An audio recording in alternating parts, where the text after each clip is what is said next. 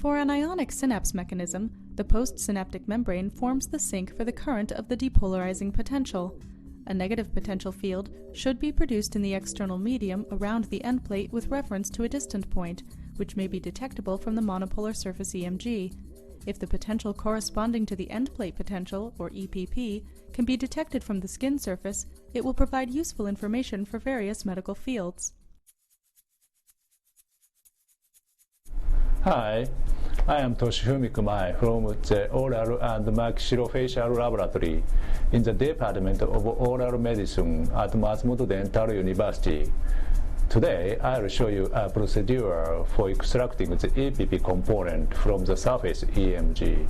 We use this procedure in our laboratory to study the EPP features, so let's get started.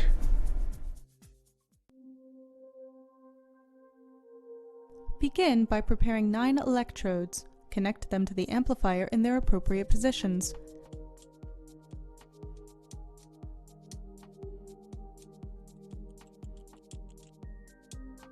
Eight of them are used for recording signals from sites over the muscle, and 1 is a reference electrode.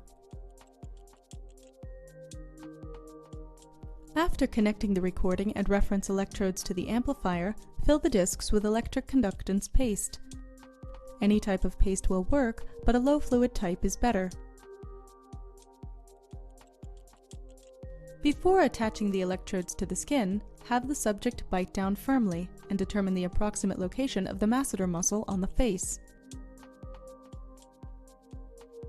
The superior tendon of the masseter muscle attaches to the zygomatic arch, and its inferior tendon to the ankle.